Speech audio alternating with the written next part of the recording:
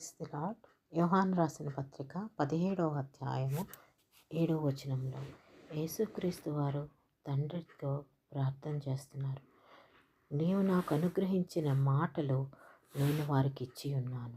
వారు ఆ మాటలను అంగీకరించి నేను నీ యొద్ద నుండి బయలుదేరి వచ్చితినని నిజముగా ఎరిగి నీవు నన్ను పంపితివని నమ్మిరి గనుక నీవు నాకు అనుగ్రహించినవన్నీ నీ వలననే కలిగినవని వారిప్పుడు ఎరిగి ఉన్నారు. నేను వారి కొరకు ప్రార్థన చేయుచున్నాను.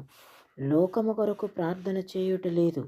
నీవు నాకు అనుగ్రహించి ఉన్నవారు నీ వారైనందున వారి కొరకే ప్రార్థన చేయుచున్నాను. నావన్నీయు నీవి, నీవియు నావి. వారి యందు నేను మహిమపరచబడి ఉన్నాను.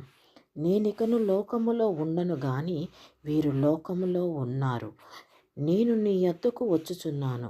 పరిశుద్ధుడవైన తండ్రి, మనము ఏకమై ఉన్నలాగున వారును ఏకమై ఉండునట్లు నీవు నాకు అనుగ్రహించిన నీ నామమందు వారిని కాపాడము.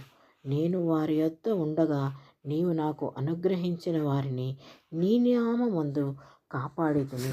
నేను వారిని భద్రపరిచితిని గనుక లేఖనము నెరవేరునట్లు నాశనపుత్రుడు తప్ప వారిలో మరి ఎవడనూ నశింపలేదు. ఇప్పుడు నేను నీ యొద్దకు వచ్చుచున్నాను.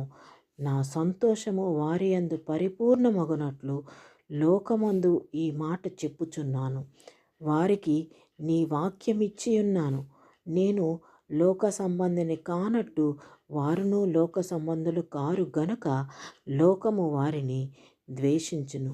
నీవు లోకములో నుండి వారిని తీసుకొని పొమ్మని నేను ప్రార్థించుటలేదు గాని దుష్టుని నుండి వారిని కాపాడమని ప్రార్థించుచున్నాను.